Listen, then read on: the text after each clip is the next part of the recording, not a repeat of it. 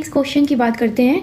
तो यहाँ पे बोल रहा है the products A and B obtained in the following reactions respectively are. तो 3 मोल ऑफ जो एल्कोहल है वो PCl3 के साथ रिएक्ट कर रहा है और 3 मोल्स ऑफ RCl बना रहा है और A मिल रहा है। तो अगर हम 3 मोल जो एल्कोहल है उसकी रिएक्शन कराएंगे PCl3 के साथ, तो देखो इसको शॉर्टकट तरीके से कुछ ऐसे सॉल्व कर सकते हैं। PCl3 क्या होता है? Trigonal pyramidal. तो इसको इस तरीके से लिख लो। अब देखो 3 मोल ऑफ RCl मिल रहा है ना, तो R तो जाएगा Cl के साथ, तो अब बचा क्या? OH। तो ये तीनों OH हैं, ये फॉस्फोरस के साथ रिएक्ट कर लेंगे और यहाँ पे देखो मिल जाएगा 3 मोल ऑफ RCl प्लस यहाँ पे POH का होल थ्राइस, और इसको लिख सकते हैं H3PO3। ठीक है, तो ये क्या है? Phosphorous acid. ठीक है, चले नेक्स्ट है एल्कोहल का 1 मोल है, उसकी रिएक्शन करानी है PCl5 के साथ। ठीक है, तो यहाँ देखो एल्कोहल को हम ऐसे लिख सकते हैं, PCl5 की स्ट्रक्चर बनाएंगे तो कैसे बनेगी? इसको लिख लो PCl3 Cl और Cl। ठीक है, अब करना क्या है? इसको ऐसे ब्रेक कर दो। ठीक है, तो यहाँ क्या बन जाएगा? एक तो RCl बन जाएगा, एक HCl बन जाएगा और यहाँ पे POCl3 बन जाएगा। तो हमारा जो A है वो तो क्या हो गया?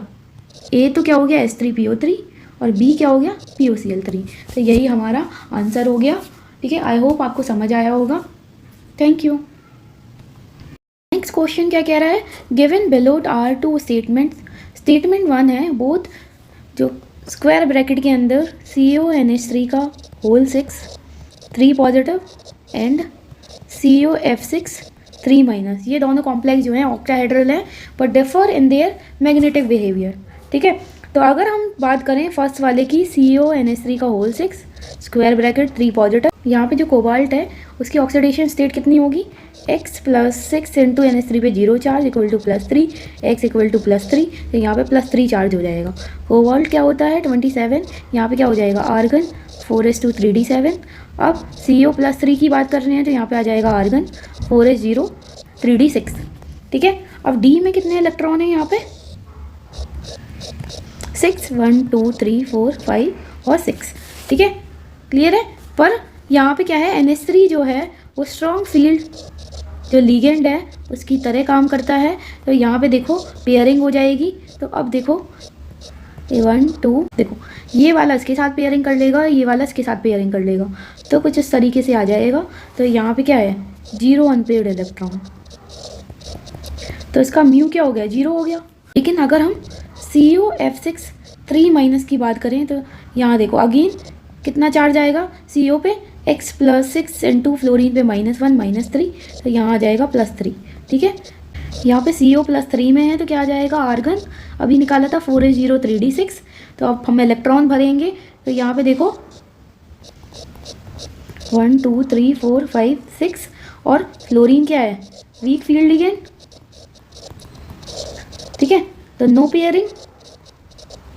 ठीक है, क्लियर है? और कितने अनपेयर्ड इलेक्ट्रॉन यहाँ? 4 जो अनपेयर्ड इलेक्ट्रॉन्स।